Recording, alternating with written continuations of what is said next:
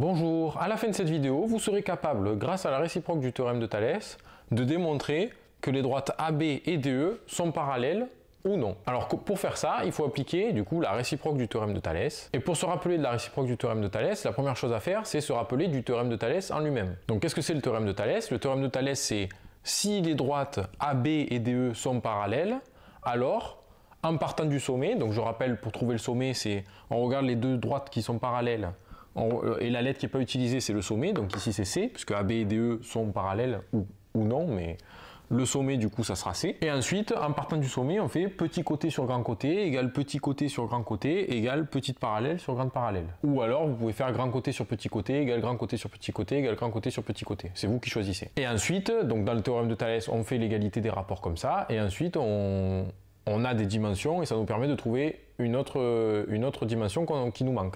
Donc le théorème de Thalès, ça permet de calculer des longueurs. La réciproque du théorème de Thalès, tout comme la réciproque du théorème de Pythagore, en fait une réciproque c'est le théorème pris, on part de la fin et on arrive au début. Donc là, le début c'était quoi? C'était que les droites AB et DE sont parallèles et la fin c'était l'égalité des rapports.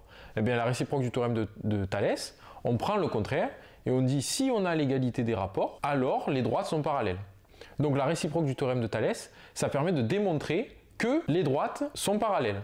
Donc si on vous dit démontrer que deux droites sont parallèles, vous pouvez vous dire ah, peut-être que je peux appliquer le théorème de Thalès. Après il faut une configuration avec deux triangles et des droites qui peuvent être parallèles comme ça. Sinon on ne peut pas appliquer. Et il faut trouver un autre moyen de démontrer qu'elles sont parallèles. Donc ici on doit vérifier est-ce qu'on a égalité des rapports. Donc dans la rédaction, alors faites attention, on ne peut pas écrire directement ah ben là on fait l'égalité des rapports, du coup c'est donc le sommet c'est C.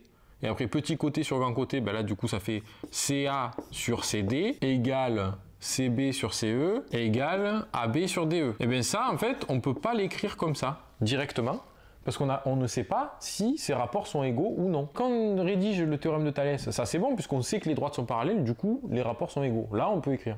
Par contre, dans la réciproque du théorème de Thalès, on ne sait pas que les droites sont parallèles. Donc, on ne sait pas si les rapports sont égaux.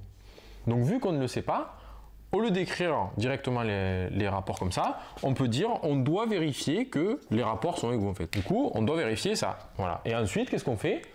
On calcule les rapports séparément. Donc CA sur CD, c'est égal à quoi? Alors CA, c'est égal à 4,5 et CD, c'est égal à combien? Alors là, faites attention. Parce que parfois, selon l'énoncé de l'exercice, ça peut être un piège. Il peut y avoir un piège sur les dimensions. Souvent, ce qu'on vous donne, c'est on vous donnera CA et CD directement.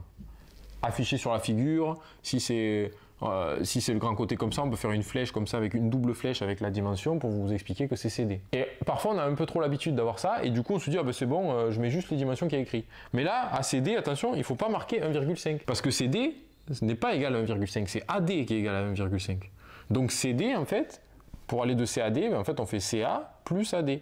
Donc ça fait 4,5 plus 1,5, ce qui fait 6. Donc il faut faire attention avec ça. Et ensuite, l'autre rapport qu'on a, c'est CB sur CE. Donc on calcule CB sur CE.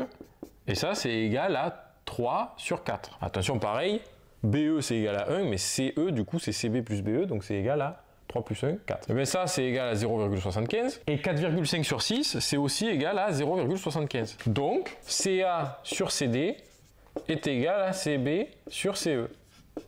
Alors là, AB sur DE, en fait, on ne l'a pas, on n'a pas les dimensions. Mais c'est pas grave, hein. La seule chose à faire, c'est qu'on doit vérifier une égalité. Ça permet de prouver que les droites sont parallèles. Donc CA sur CD égale à CB sur CE. Donc, d'après la réciproque du théorème de Thalès, les droites AB et DE sont parallèles. Ensuite, deuxième exemple, avec cette figure-là. Donc là, qu'est-ce qu'on voit? Eh bien, on voit qu'on a des dimensions différentes. Donc, qu'est-ce qu'on doit vérifier comme rapport?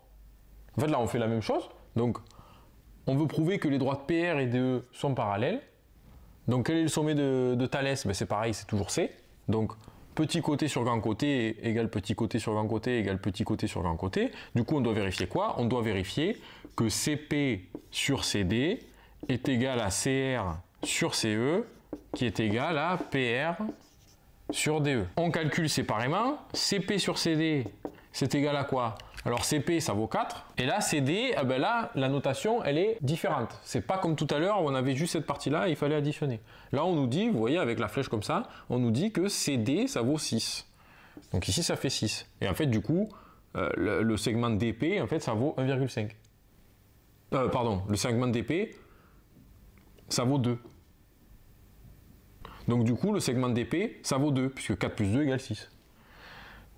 4 sur 6, ben si on divise par 2, ça fait 2 tiers. Et 2 tiers, ça fait environ égal 0,667. Alors, dans la réciproque du théorème de Thalès, parfois, il faut aller un peu plus loin dans les arrondis pour être sûr que c'est égal ou que ce n'est pas égal. Parce que si vous arrondissez à 0,6, par exemple, ben l'autre, peut-être que ça s'arrondit à 0,6.